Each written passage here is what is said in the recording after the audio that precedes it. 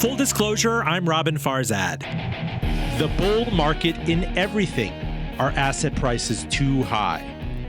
So asks the cover of The Economist magazine. Think about it. Low interest rates have made more or less all investments expensive across the planet, from bonds to stocks to real estate in big cities like San Francisco and in Singapore and in Hong Kong. How much of this is due to almost a decade of unprecedented easing by monetary banks? Are we due for a massive reckoning and a huge crash across the board? Or is this a new normal? And is there just so much cash that markets could still head higher? We ask The Economist. Stay with us. Full disclosure is made possible by the support of Elwood Thompson's, my favorite market in Virginia. You must try Chef Jeff's sushi bar. It's incredible. He will make you any sort of bespoke roll. You must try Indian Wednesdays. You must try breakfast there, the Blanchard's Coffees, and visit them at the corner of Elwood and Thompson Streets and at elwoodthompsons.com. Joining us from Hong Kong is Simon Cox, emerging markets editor at The Economist, which you know had this massive package on the bull market in everything. Asset prices everywhere have been inflated since central banks the world over took to emergency interest rate policy now nearly a decade ago. Sir, how are you? Very well, thanks. You know, when I see things like this, and you could have started off the year saying markets were overvalued. You could have started off last year, 2016, saying markets were overvalued. We've had a jump here in the United States of about 13% this year in the S&P 500. Emerging markets have been on fire. The ancillary question always on my mind is, what do you want people to do? They're not getting paid anything on their savings. Cash is painful, and there seems to be no recollection that bear markets happen. Right. I mean, you make a fair point. I think probably it wasn't true that emerging markets were expensive last year. I mean, certainly at the beginning of 2016, they were plausibly quite cheap, and they've rallied very strongly since then. So I think the missing piece in the sort of asset market rally was emerging markets until earlier this year or around now. And now I think you can say that, broadly speaking, developed market equities, emerging market equities, bonds in both parts of that universe, and property are all expensive. Perhaps the only thing that's cheap are commodities. You asked the question, what do you want people to do? I suppose it's fair to argue that if it's true that fundamentals have shifted, if it's true that there's a savings glut, that there's a diminished willingness to invest, that savings are in excess supply, then you would expect asset prices to be high. You have many people competing to buy the same things. And that's a reason that perhaps we don't have to worry too much about these elevated prices relative to their historical values. I think the worry, though, is this thing that people call the search for yield, the reach for yield. It's a phrase that gets bandied around very often.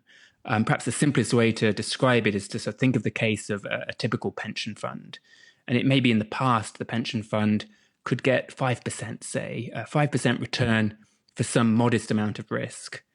Now, if the world changes, and if it happens that savers are no longer in short supply, that there's a diminished willingness to invest, then maybe the sort of returns you can get for that level of risk drop. So maybe now you can only get 2% returns for the same level of risk. Now, how does the pension fund respond to that? Now, what they're supposed to do, according to the textbooks, is perhaps adopt slightly more risk and accept slightly lower returns. But what seems to be happening is that they say, no, we're used to 5%, and we're damn well going to get our 5% regardless of the amount of risk we have to take on.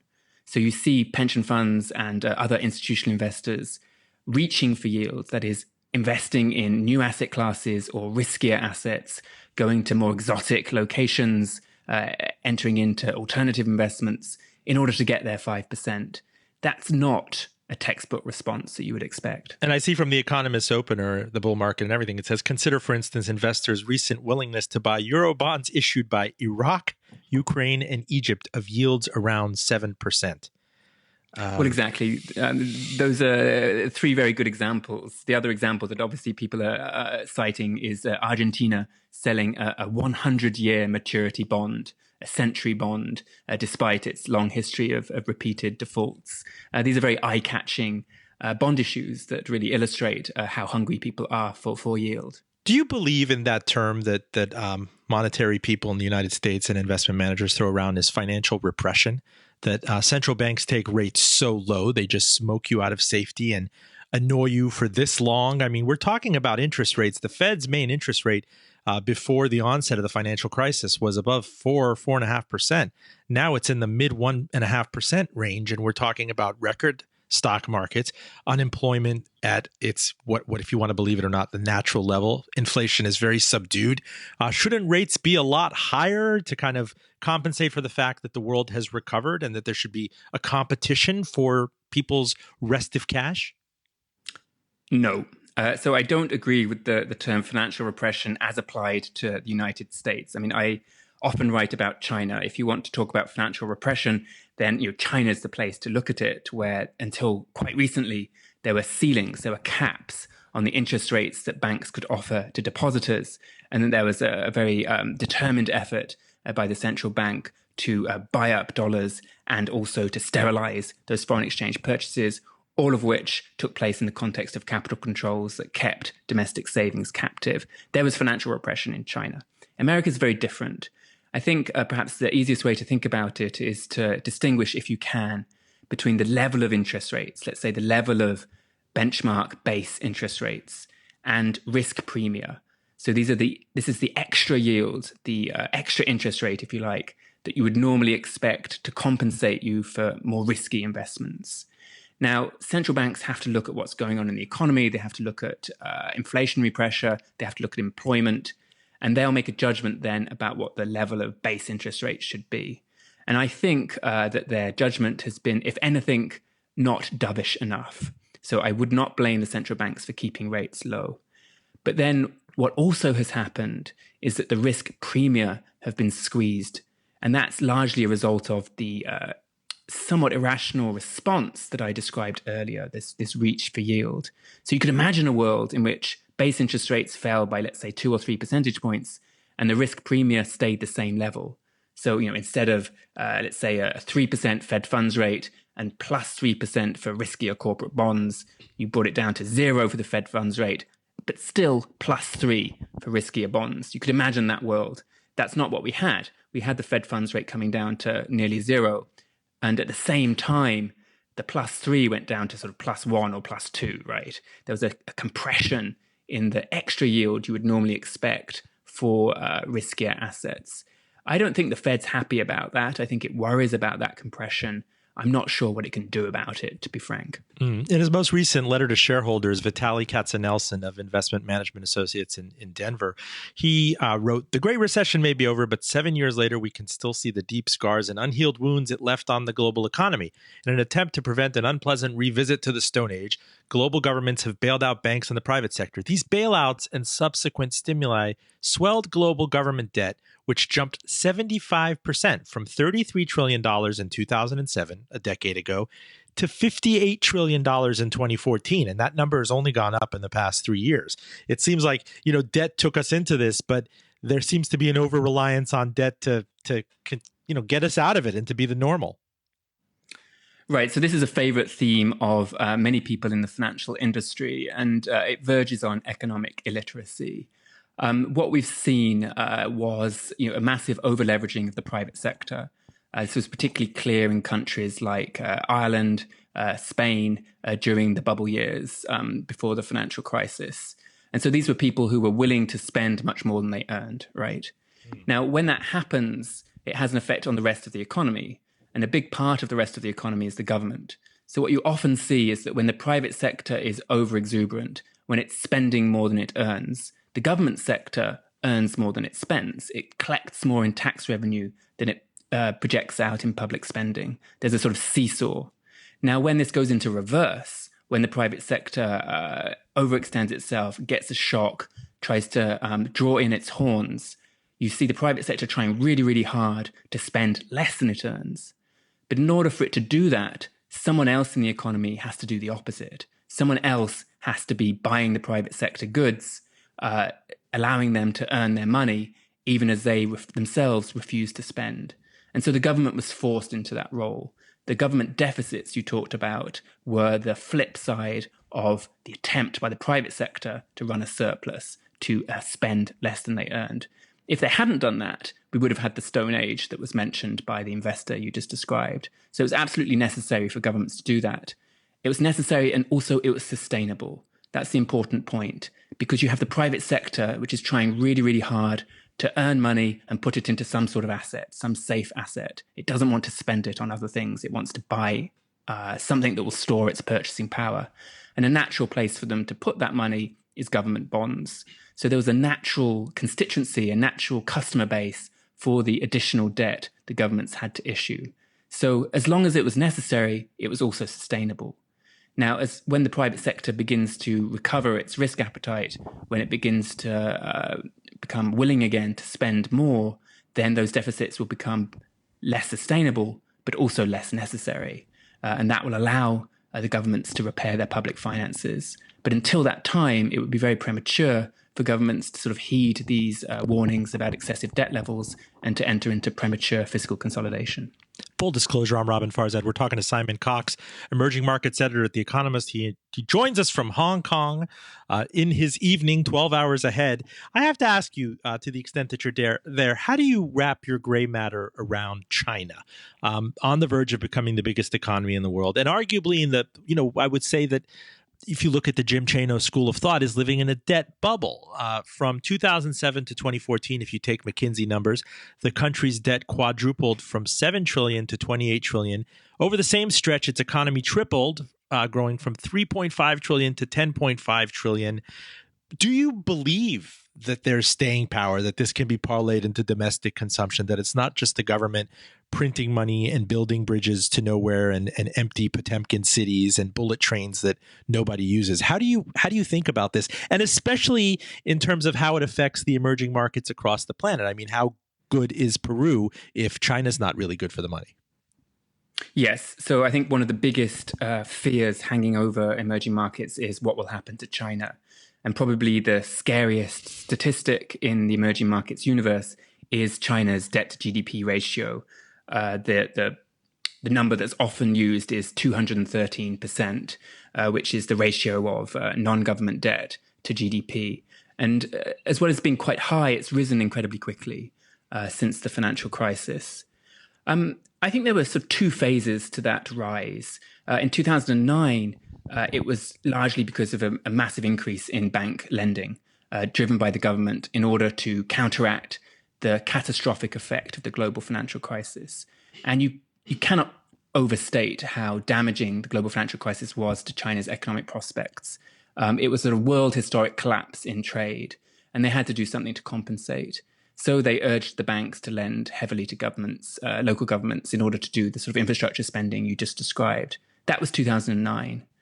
What's happened since then has been actually very different. Lending growth has slowed quite steadily since that 2009 bonanza.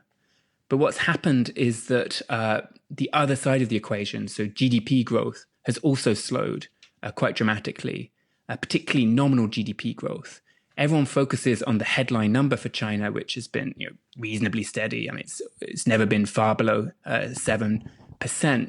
But if you look at nominal GDP, that's not adjusting for inflation, that's come down really very sharply. It used to be in the range of 18%, and recently, so in 2015, it was more like 6 or 7%.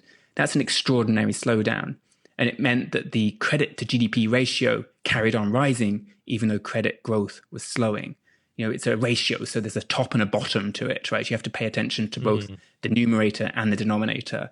And so in 2009, it was all about the top. The lending growth was very strong. But since then, it's been mostly about the bottom. It's been about GDP growth, nominal GDP growth being slow. So there's a sort of a puzzle, which is why has nominal GDP growth been slow, given that all this credit's been created? And the answer to that puzzle is to look at where the credit has been going. Because instead of the credit being spent on new goods and services that would contribute to GDP, it's been spent a lot on property and land. And if you buy a piece of land, that transaction actually adds nothing to GDP because you're not producing anything new. And you're not buying only an that, asset. Simon, it seems to border on fetish, the obsession with property in China. I mean, it's not an equity culture. You don't have very clear and open ability to invest in fungible shares and foreign shares. This is a country that knows property, and you see these famous things in massive cities when a skyrise.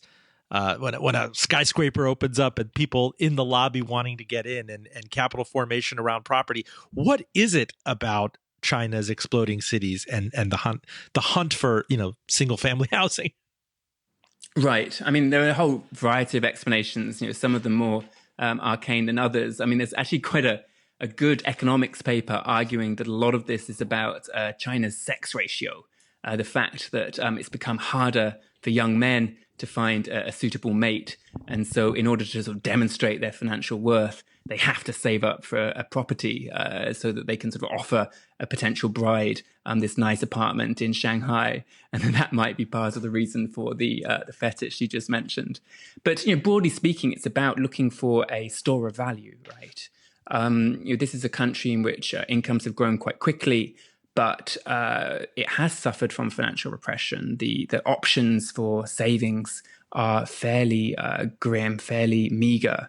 Occasionally, there'll be a stock market bubble and everyone will pile into that. But broadly speaking, if you want to project purchasing power into the future, if you want to transfer resources into the future, you need some kind of store of value. And property, up until now, has been the principal one. And so I think people are, buying properties with the view of selling them when they get old to the next generation, who will be equally eager to buy them in order to do the same thing. And that can continue indefinitely as long as there's one generation after another willing to plunge a big percentage of their income into this asset. Is it childish of me to think back to ninth grade when we were assigned the famous book, The Good Earth, and the peasant farmer Wang Lung saved all of these pieces of silver and put them in a trapdoor under the dirt floor? I mean, cash is cash. Gold is gold. Why does it have to kind of transmogrify into property, which has all of these other strings attached and carrying costs? And I'm not very familiar with the mortgage market in China, if that's developed. Again, why does it recourse to that? Well, it's bricks and mortar, and it's an asset that everyone understands, or at least everyone thinks they understand.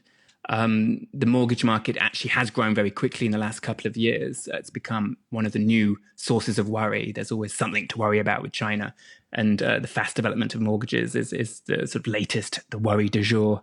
But I think this thriftiness is definitely part of the culture here. Savings rates amongst households remain reasonably high, and a tangible bricks and mortar asset is attractive compared with the alternatives, which are bank accounts that, as I mentioned, offered until recently government-controlled interest rates, and a stock market that's full of crazy fads and rather poor minority investor protection. And also capital controls, right? So it's hard to diversify your assets externally without doing an awful lot of paperwork. Simon, how did China, mainland China, and obviously, admittedly, this was 4 or 5 years before it went into the WTO. How did it deal with the late 90s crash in these Asian tigers? I mean, was it largely immune? Has this been kind of an uninterrupted rally for the better part of 25 years? I don't recall a time when the modern Chinese economy has had a true crash. So what's very interesting is what happened just a few years before the Asian financial crisis. And China had a sort of mini crisis of its own. It's called a soft landing, but by today's standards, it was pretty hard. This was in the days of Zhu Rongji, who was considered one of the sort of tougher and perhaps bolder economic reformers in China. They had a horrible inflation crisis sort of at the end of the 80s and the early 90s. They also, of course, had the economic fallout from the Tiananmen Square incident. And so they actually really struggled in the early 90s to control inflation. It was way above 20%. And with a determined effort, Zhu Rongji managed to bring it to heel by about sort of 94. They also did a big devaluation. They unified their exchange rates. So by the time 97, 98 came around, China had actually managed to stabilize. And many people at that time worried that they would devalue again, given that the currencies all around them had collapsed. But they didn't. And that was actually one source of stability in a very uncertain time in a very uncertain region. So China sort of stuck to its exchange rate peg, became a sort of anchor. And so it actually contributed, I think, to regional stability at that time. It then clung to that anchor for an awfully long time. And, as you will remember, in the sort of early 2000s, from around 2003, people started complaining that China had undervalued the yuan. But in the late 90s, it had an opportunity to devalue, but refused to do so. And I think that did a favor to the region's recovery. There was a great paper written in Grant's Interest Rate Observer, I believe it was 6 or 7 years ago, on what a Chinese hard landing might look like in the current age where you have this multi-trillion-dollar behemoth that's on verge of becoming the world's largest economy in maybe a decade or so. How would that play out in terms of the United States' reaction? I'm interested, for example, in commodity prices, in the demand for dollars, in treasury yields, that they are the marginal buyer, that they're out there voraciously buying up United States paper. I mean, could it, and this sounds mercenary, could it be a good thing for the Western developed market consumer to see oil potentially back at $10 a barrel, or food price inflation not bad? I know you're giggling in the background, but people forget that oil did fall to $10 a barrel, I think, in 1998 after the rolling emerging market crisis. Yeah, I mean, I think if you want cheap oil, it's better to have a supply increase rather than a demand drop. And of course, US has become a big oil producer. So as we saw when the oil price fell in 2014, that actually hurt a number of big spending, highly leveraged US shale producers. No, a China crash would not be a good thing. It would hurt commodity exporters, particularly.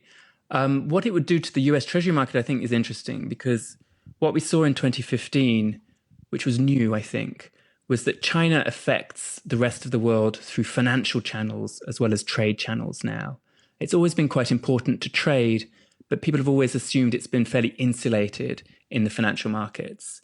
In 2015, when China modestly devalued the renminbi, caused a big shock, it actually had quite a profound effect on risk sentiment and financial markets. And so I think that actually, if China suffered the sort of shock you just described, you might see a search for safety, and you might see people piling back into US treasuries. Yeah, that's the interesting Rorschach, that our treasury yields drop again because we have this unusual position. And I say we, as someone here on the East Coast, United States, Eastern Standard Time, that it has been looked at as the redoubt of safety. Take China out of the picture and people go into developed currencies and developed paper. I just worry in that we have not, even in a Monte Carlo simulation, have not seen the implications of systemically what would happen in a true Chinese reckoning, a true Chinese crash. If you buy the Jim Chano school of thought that this is the biggest bubble on record, are you going to see, for example, Western banks with huge renminbi exposure or local denominated securities come out of the woodwork, and you're going to see bailouts and rolling bailouts? And moreover, I want to hit you on the rest of the emerging market economies. To what extent could a Brazil decouple from that situation? To what extent could some of the Eastern European economies, Mexico, the knock on emerging markets for the better part of 15, 20 years has all been that they're only as good as China is. So I wouldn't worry about US bank renminbi exposure. That's pretty modest. I don't think that would be a big fallout. There does seem to be this more intangible impact on risk sentiment that, again, we saw in August 2015 quite clearly. It's not that the links are all that easy to identify. It's just a general feeling that things are going badly, and that has ripple effects for all sorts of assets. And then you have, obviously, countries like Australia that have fed China's boom. They tend to be affected quite quickly, although Australia has a fairly robust macro policy framework and could probably offset some of the damage. So the people that really suffer, the commodity exporters that are a little bit more dependent on those commodities in Australia, plus the ones that are sort of really plugged into China's supply chain, so Taiwan, Korea, these are all quite sensitive. And then you have the emerging markets that are affected through financial channels. So these tend to be emerging markets with quite open capital markets, quite high foreign participation, quite liquid financial markets. And as a reward for developing their financial markets, they tend to be the countries that are sold first and earliest when global investors take fright. So I'm thinking of Korea and Malaysia, who have quite high foreign participation. And when there's a sort of risk-off episode, when the wise heads in Wall Street decide that emerging markets are now a bad bet, everyone gets sold indiscriminately, and the people that have the most liquid markets get sold first and hardest.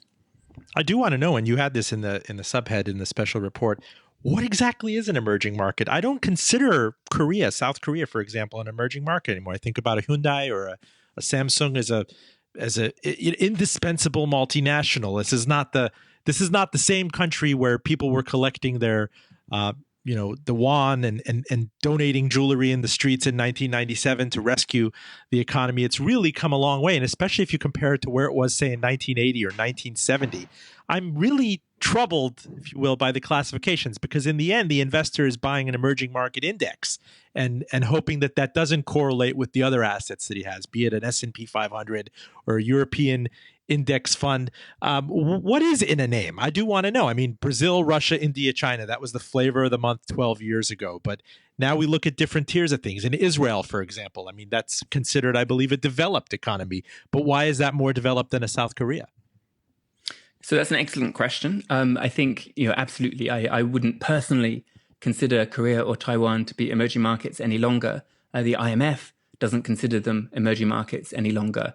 But the benchmark stock market index that everyone has to track, follow, keep an eye on, does consider them emerging markets. So the MSCI Emerging Markets Index, which all asset managers in the equities sphere will be judged against, includes Korea and Taiwan. It also includes some incredibly rich countries like Qatar and United Arab Emirates that are richer in per capita GDP terms than even Europe or the United States. So it's a very mixed bag. There's no clean definition. I mean, sort of facetious thing is to say it's an economy that's not too rich, not too poor, and not too closed to foreign investment. That would be the one-sentence summary of an emerging market. I think historically they have been seen as economies that offer higher risk but higher return. Perhaps a source of diversification, so perhaps not so tightly correlated to the developed world. And there also tend to be economies that struggle to implement counter-cyclical policy. So they tend to be countries that, when things go bad, have to raise interest rates to defend their currencies, have to pare back government spending in order to balance their budgets. So they're economies that don't benefit from the kind of slack that a United States would get, where it can do fiscal stimulus or cut interest rates when its prospects darken. Emerging markets don't get the benefit of the doubt in the same way. But that's changing. I mean, one of the messages I wanted to get across in my special report is to say that this sort of quintessential characteristic, this almost defining characteristic of emerging markets, is becoming less and less a good description of the current reality. They have become more resilient in their macro policies. They have now got more room for maneuver when things turn bad. And we're seeing it right now with the Fed gently considering tightening. A lot of central banks in emerging markets are no longer following in lockstep. They're actually cutting interest rates rather than raising them.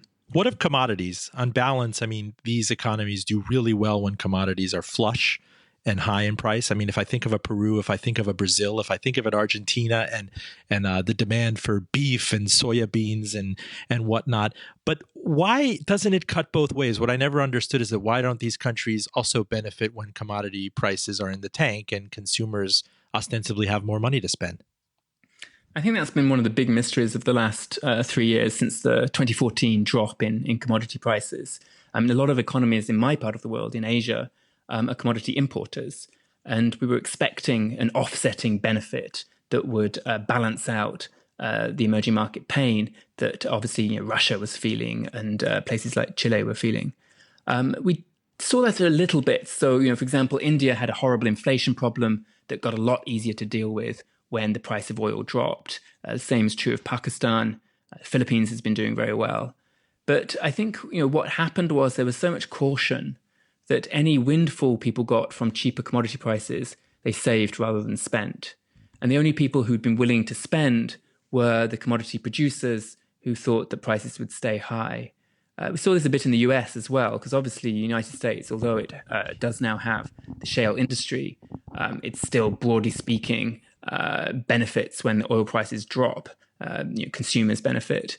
But when that happened in 2014, the shale producers stopped investing, but American consumers didn't really spend the windfall in the shops. They were more cautious about it. I was surprised in your analysis that to realize that the term emerging markets was only coined back in 1981, almost kind of half-assedly to get people into a new asset class. I mean, now they're ubiquitous. You have all these ETFs that slice and dice it in 50 different ways. You can buy an emerging market dividend fund, a value fund.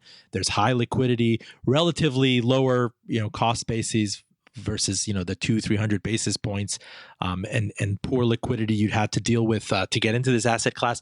From your vantage point, does diversification into emerging markets make sense for the Western investor, or is it redundant if you're invested in an S&P 500 or these massive multinationals out of Germany or Switzerland that, after all, have operations in developing economies? Is it necessary? Does it truly, especially when you step back and look at the cover package and everything across the planet is so priced for perfection and correlations are so annoying and volatility is so muted that do you think it behooves a person to look for opportunities in emerging markets and even more in the frontier and on the bleeding edge of emerging markets? If you look at Ghana, if you look at, I don't know if Vietnam is a frontier market anymore, but constantly looking for new places that zag when everything else is zigging. Yeah, so I would dispute the term half acid. I mean, it was a stroke of genius. I mean, emerging markets replaced. Hey, wait! You're disputing half acid. You used mollycoddle in your analysis, sir. I cannot compete with an economist correspondent. I got a good score on the SAT verbal, but I'm nowhere where you guys are. Go ahead. It's a great word. I'm not disputing the word. I'm just not sure it describes. So it's Antoine van Agtmael, who's a Dutch-American, I think, economist, worked for the World Bank for many years and was very keen on this idea of a diversified equity fund for what were then called third world economies. And so, it was going to be called the Third World Equity Fund. And he was told that it was a great idea, but the name really wouldn't sell. And so he spent an entire weekend, I think, wrapped in thought and came up with emerging markets, which is certainly been one of the most successful marketing slogans in investing history, I think. But you raise a very good point. Is it still a source of diversification? Is it still worth investing in an index? So, I think investors shouldn't be parochial. So I'm always rather shocked at how Western-centric big asset managers remain. If you work in the US asset management industry, there's the US and then there's the rest of the world. And then maybe after they've considered the rest of the world, they'll think about emerging markets. And they won't really differentiate very much amongst them. And that seems like a missed opportunity to me. The problem with investing in an index is that they have become more correlated with developed markets. They're less of a source of diversification. And you also get sort of overexposed to certain sectors that you perhaps don't associate with emerging markets. So you'll get a heavy exposure to banks because banks are always early to list and they always have quite high market cap. You won't necessarily get high exposure to rapidly growing manufacturing, for example. So I think, if you're willing to put the time in, it's certainly worth looking at emerging markets, looking at some of the frontier markets and investing on some basis other than market cap. There are some indexes that try to do this now. I mean, there's some sort of smart beta indexes that try and allow you to invest in emerging markets based on some fundamental other than just market capitalization. I'm no longer in the business of offering investment advice, but that does strike me as an interesting way to approach this sector. And finally, in the few minutes that we have left, I'd love to just throw one single word at you and do it by association. Rorschach, tell me what it means and define it, if you will. Bitcoin. So it's had a troubled history in China, as you perhaps know. It was something that actually had a natural constituency in China. people are quite keen to find ways of getting their money out of the country and also getting their money beyond the reach of government. And for precisely that reason, the Chinese government has frowned upon it, and it's taken a bit of a hit here. What's probably more interesting in this part of the world is consumer fintech in general. I mean, it really has come on in leaps and bounds. It's become a little bit of a journalistic cliche, but it is incredibly striking when you go to China how ubiquitous those QR codes are. And so everyone has these stories about, street side stalls that will sell you vegetables in return for swiping your phone over a QR code, and even beggars on the street. It's a classic journalistic cliche now, but still quite telling, I think. Beggars on the street who will accept donations through a QR code just scanned on your iPhone. That is, I often wish Stanley Kubrick were still alive. I mean, the things he'd see. Donald Trump as president, beggars on the street accepting QR codes. I mean, soon you'll be paying buskers and panhandlers in Bitcoin. I mean, the market cap of Bitcoin, just to timestamp this today, we are on Friday, the 13th of October. The market cap is just under $100 billion. It rallied to an all-time high of $5,856.10. It now has a market cap bigger than Goldman Sachs and Morgan Stanley. And for the life of me, I still cannot explain it to my mother at dinner in less than 3 hours. That's not stopped speculative bubbles in the past. The inability to explain the fundamentals of the asset you're selling has never been necessary in a bubble. It's almost a signature of a bubble that no one cares, right? I mean, people in China famously will buy stocks that are going up without even knowing the name. So they just want to know the symbol. So yes, the inability to explain what's going on is probably helping it rather than hurting it right now. Simon, close us out. Look into your crystal ball. After all, if I was sitting, twiddling my thumbs in the spring of 2007, looking around the world saying, what's going to take down this period of profligacy and high risk appetites? Where is it going to come from? We're looking for some Banana Republic or Minsky moment out of an emerging market. It happened in Wall Street and Main Street in the United States. The whole time we lack this ability for introspection. Where is the next shock going to come from? What's gonna take us out of this lull? So I'm afraid I'm going to have to give you a boring answer. I mean, if it happens, and I don't actually think it will, I'm reasonably sanguine about the economy, if not necessarily asset prices. If it happens, I think it will be surprise inflation in the US. I think that would change everything. I think if you have sort of breakout wage gains and wage price pressures, upward wage price pressures in the US, that changes the Fed's calculus very quickly. And we've seen as recently as 2013, that asset markets can react very quickly and disproportionately to surprise tightening in monetary policy in the US. So that would be my main concern.